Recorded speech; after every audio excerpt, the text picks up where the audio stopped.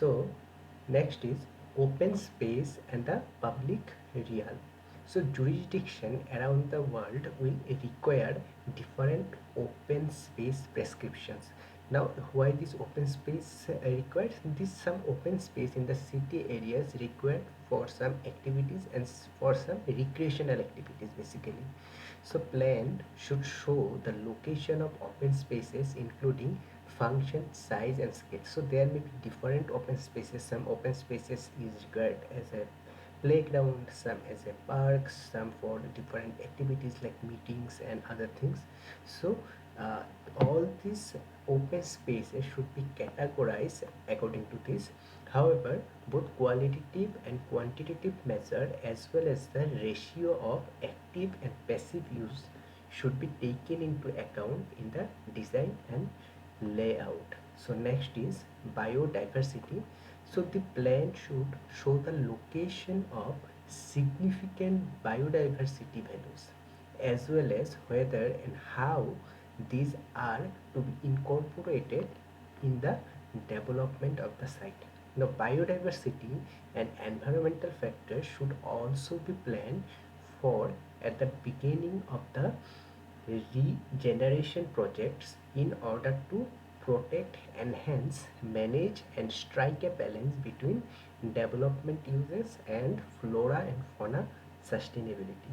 So whatever area you are planning for, here biodiversity should be maintained so that the area is become self-sustainable.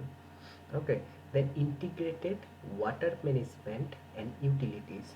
Now the plans design should be based on the site waterways, making careful decision to preserve the wetland and catchment area. So suppose in that area some ponds or some water bodies are there, you should plan accordingly so that these areas, these water bodies remain unaffected due to the development of that particular site.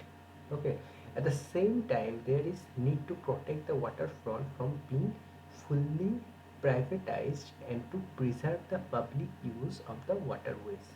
Consideration needs to be given to existing and new waterways and catchment as well as to utility infrastructure in the design of the site.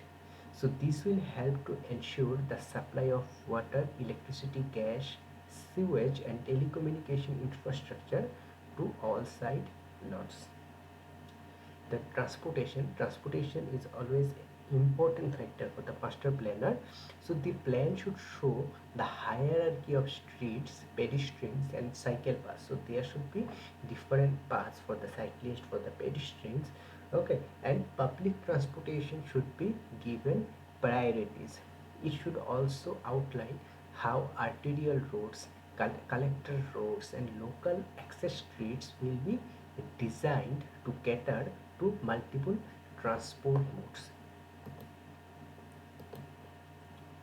Now, uh, priority should be given, as I discussed this, public transport and walking and cycling so that that city area is always become self-sustainable.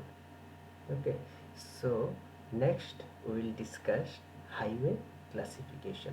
So highway are classified basically different based on different characteristic. Okay, so first one is depending on weather. So depending on weather, there may be two types of road: all weather roads and fair weather roads. So all weather roads are accessible during all the weather condition irrespective of rains and other things.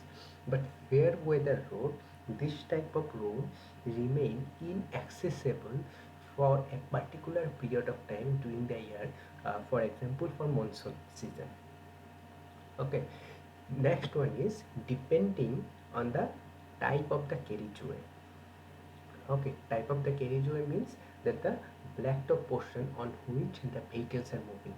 So this blacktop portion or carriageway may be, depending on the carriageway, it may be classified into two types, that is in which that pavement is provided and the road which pavement is not provided.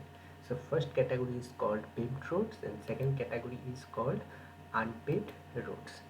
Then depending on the surface condition, so depending of the pavement surface, one may be surfaced roads like bituminous or concrete surfacing, and unsurfaced roads they are not provided with any type of surfacing.